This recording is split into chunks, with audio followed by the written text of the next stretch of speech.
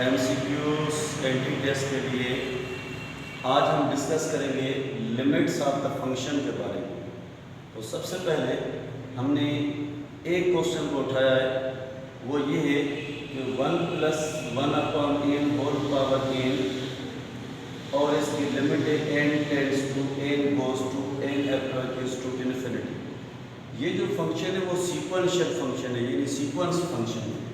तो इस sequence function को जब भी हल किया जाए, वेरी इंपॉर्टेंट पॉइंट ये है, कभी कभी MCQ आएगा कि ये जो फंक्शन है इसको अगर ड्राइव किया जाए, प्रूव किया जाए तो बाय डैश, तो ये है बायनोमियल थ्योरम। बायनोमियल थ्योरम के हेल्प से इसको हम प्रूव कर सकते हैं। जब इसको हम प्रूव करेंगे, उसमें आफ्टर लिमिट पुट करेंगे, तो इस कंप्लीट का आंसर है ई। ई एक एक्सपोनेंशियल रेगुलर नंबर है। ये जो ई है वो approximately 2.718 and so on. Amazing irrational number भी है पाई और ई। तो एक ये भी है कि ये जो ई की वैल्यू है वो 2 और 3 के दरमियान है, इसलिए 2 लेस देन ये पूरा सीक्वेंशियल फंक्शन विद लिमिट और लेस देन 3, तो इन दोनों के दरमियान, इसलिए इसका ऑप्शन होगा बोथ से। इसी तरीके से ये क्वेश्चन सेम वापस अगर इस तरीके से पेपर में आ जाए, 1 + 1/n whole power n limit वही same n approaches to tends to infinity, लेकिन यहाँ पे कुछ प्लस या कुछ माइनस है, जैसे 3 आ गया, जैसे 5 आ गया, एनी रियल नंबर।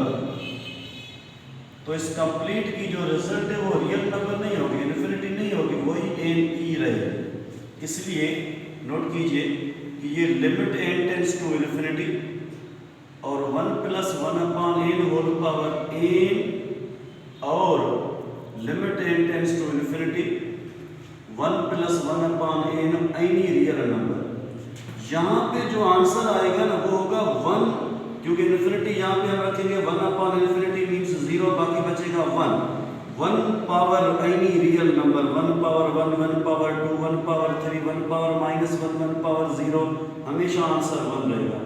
लेकिन ये फार्मूला अपनी जगह वही सेम रहेगा, इसलिए आंसर क्या होगा ई। एक और इम्पॉर्टेंट पॉइंट है, ये जो सीक्वेंशियल फंक्शन है ये इनके दरमियान ये एक बाउंडेड है और कन्वर्जेंट है।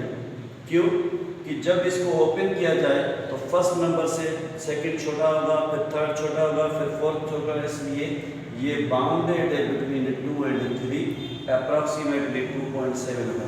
इसी तरीके से ये भी क्वेश्चन है उसी फार्मूला पे, अगर same and tends to infinity 1 + 1/n whole power n है, लेकिन यहाँ पे एक एक्स आ गया, तो इसका मकसद है ये ऑप्शन नंबर ए से ये e पावर x।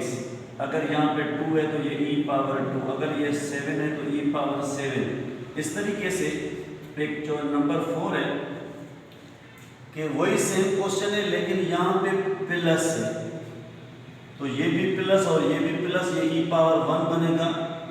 अगर यहाँ पे माइनस है और यहाँ पे भी माइनस है, तो ये माइनस इंटू माइनस प्लस वापस ही रहेगा, लेकिन n1 माइनस है और एक प्लस है, तो ये आंसर क्या होगा, ये आंसर नंबर बी से, option number B, e power -1।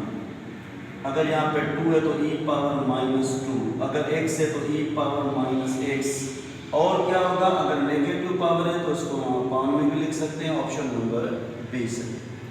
एक और ये limit n tends to infinity वही सेम मैंने दिया, 1 प्लस यहाँ पे था 1 और यहाँ पे n, तो ये तो पूरा है e के बराबर, लेकिन यहाँ पे मैंने 2 दिया, तो ये बनेगा e पावर 2। जिस तरीके से यहाँ पे e पावर x, जिस तरीके से यहाँ पे e पावर -1, लेकिन यहाँ पे अपान में 5 है, तो ये अपान में 5 में सेम रहेगा, यानी e power 2/5, option number B. तो याद रखना स्टूडेंट्स, वेरी इंपॉर्टेंट एक MCQ है, और सबसे पहले ये एक फार्मूला याद होना चाहिए, और ये है सीक्वेंशियल फंक्शन के बारे में। तो आज हम स्टार्टिंग की है लिमिट की, इंशाल्लाह हम आगे जो है वो कंटिन्यू रखेंगे लिमिट और उस पर MCQ।